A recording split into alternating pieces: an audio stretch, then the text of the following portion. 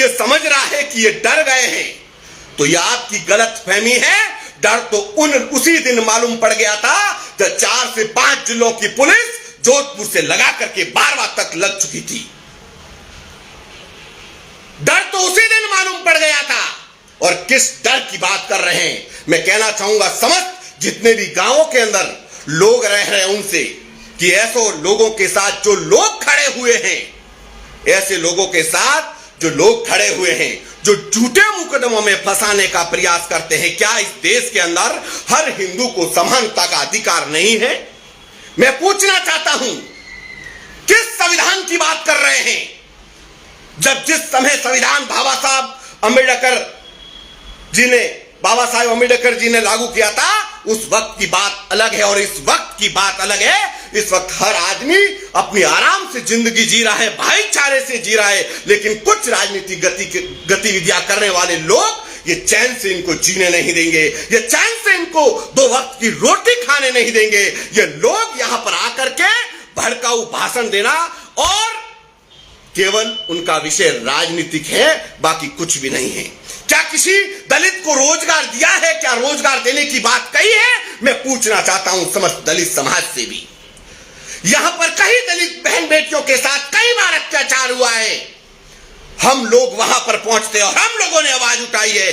आज तक यही असामाजिक तत्व कहां गए थे उस समय जब दलित बहनों पर अत्याचार हुआ? मैं बताना चाहता हूं कहां गए थे। सवाल है उन लोगों से जो उनके पिट्टू बड़े हुए हैं, जो उनकी दलाली कर रहे हैं। मैं उनसे सवाल करना चाहता हूं कि उस वक्त कहां गए थे जब हम लोग दलित समाज को न्याय दिलाने के लिए, बहन बेटियों को न्याय दिलाने के लिए केवल हिंदुत्व का झंडा उठा करके, भगवे का झंडा उठाकर खड़े थे? तब यह असामाजिक तत्व कहां गए थे? खामोश क्यों थे? क्या आज ही राजस्थान के अंदर आज तक किसी भी, मैं कहता हूं अगर हत्या हुई है तो कानून किसी भी व्यक्ति की, तो कानून पर भरोसा है, संविधान पर अगर भरोसा है तो कानून उनको सजा देगा। आप पूरे समाज को ललकारने वाले कौन होते हो? क्या आप समझते हैं आपको बोलने की तमीज नहीं है? कहते हैं कि खूबसूरत समाज से बिलोंग करने वाला व्यक्ति अच्छी भाषा का प्रयोग करता है, और कुछ असामाजिक तत्व ऐसे होते हैं जो अपने समाज का परिचय देते हुए गाली गलौज शब्दों का प्रयोग करते हैं। उसी आपके शब्दों से पता चल जाता है कि आप लोग कौन हैं। आरक्षण के विषय पर मैं बात करूंगा।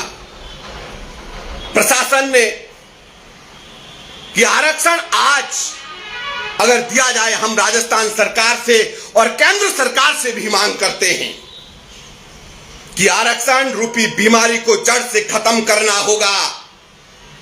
आरक्षण रूपी बीमारी 50% लेने वाला व्यक्ति टीचर बन जाता है और 90% अंक लाने वाला व्यक्ति घर पर बैठ जाता है। क्या 50% नंबर लाने वाला व्यक्ति किसी बच्चे का भविष्य, देश का भविष्य सुधार सकता है? अगर आरक्षण मिलना चाहिए तो आर्थिक स्थिति के आधार पर मिलना चाहिए। क्या गरीबी कोई जाति देखकर आती है?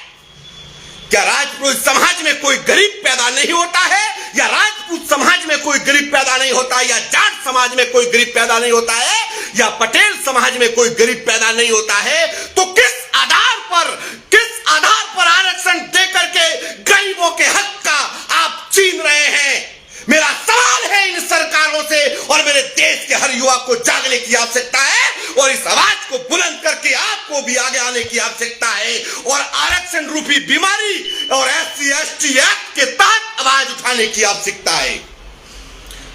निर्दोष लोगों को SC/ST एक्ट के तहत जेल में फंसा दिया जाता है, न ही कोई जांच होती है और सीधा जेल में डाल दिया जाता है। ऐसा क्यों है?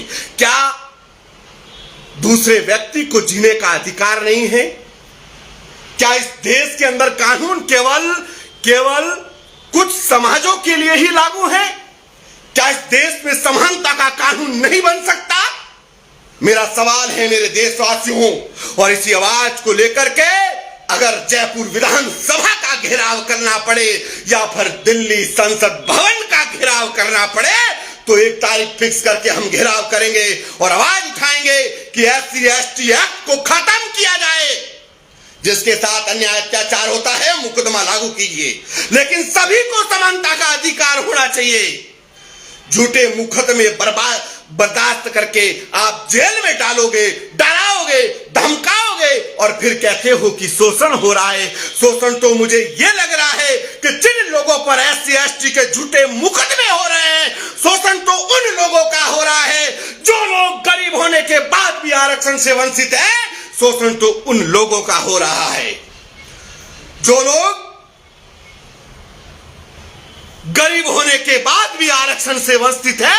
शोषण तो उन लोगों का हो रहा है, बल्कि शोषण उन लोगों का नहीं हो रहा है जो समाज के आधार पर बांटने का प्रयास करे। मैं किसी राजनीतिक पार्टी का दलाल नहीं हूं, क्योंकि राजनीति करने के लिए जो कुछ असामाजिक तत्व आए थे और भड़का कर चले गए, मैं पूछना चाहता हूं राजस्थान के पुलिस प्रशासन से, आपने हाथों हाथ उस व्यक्ति को परमिशन दे दी कि आ सकता है, लेटर जारी करना पड़ा, इतना बड़ा पुलिस फोर्स लगाना पड़ा। क्या आखिर वो व्यक्ति राजस्थान के अंदर जनहित के लिए क्या करके गया? बताइएगा, जनहित के लिए क्या करके गया? आदिवासी जो दलित समाज को क्या देकर गया? केवल युवाओं को आपस में लड़वाना और जहर घोलने के सिवा उस व्यक्ति ने कुछ नहीं किया। और ऐसे व्यक्तियों पर कानून शिकंजा नहीं कसेगा, कानून शिकंजा हमारे जैसे लोगों पर कसता है कि आप भड़काऊ बात करते हो। मैं सवाल करता हूं पूरे दलित समाज से कि राजस्थान के अंदर कहीं सैकड़ों घटनाएं दलित समाज के अंदर हुई और यह सुरेश नौरवा पहुंचा है, लेकिन मुझे ठेस इस बात की पहुंची कि बाहर का व्यक्ति आकर के राजस्थान के अंदर समाजों को लड़वाने का प्रयास कर रहा है। यहां तक भी पुरोहित समाज का नाम लेकर बोल रहा है कि जूते चप्पल उठाकर दलित समाज के लोगों का शोषण किया जाता है।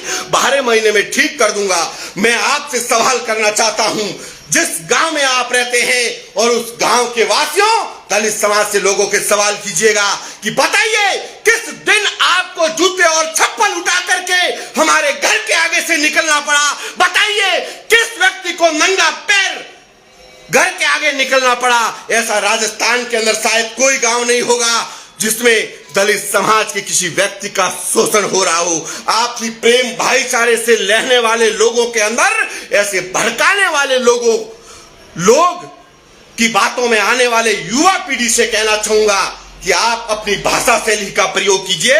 अगर खूबसूरत समाज से आने वाला व्यक्ति कभी भी अभद्र भाषा का प्रयोग नहीं करता।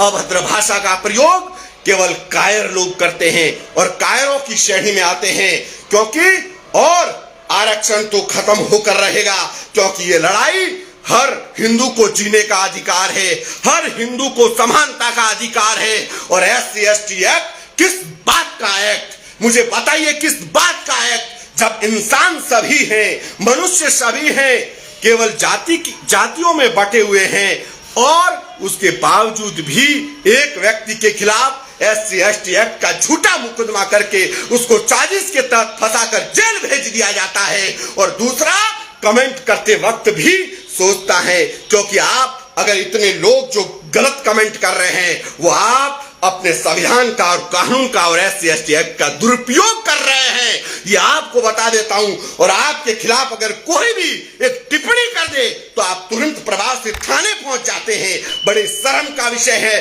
कि इस देश में रहने वाले हर व्यक्ति को समानता का अधिकार नहीं है। मेरे देश के हर व्यक्तियों को जागने की आवश्यकता है।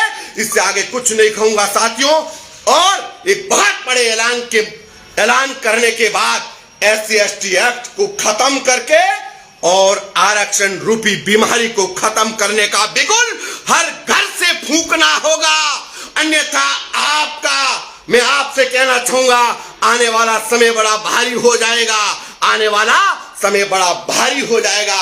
और ऐसे राजनीतिक पार्टी के दलाल जिनकी यूपी के अंदर जमानत जब्त हो जाती है, वो यहाँ आकर के भौंकते हैं, हमें चुनौती देते हैं। अरे चुनौती देने वाले तुम कौन होते हो? या 4 से 5 10 जिलों की पुलिस लगा करके तुम उस भीड़ में जाते हो और तुम कहते हो हम ये कर देंगे वो कर देंगे, और भोली भाली जनता को गुमराह कर रहे हो।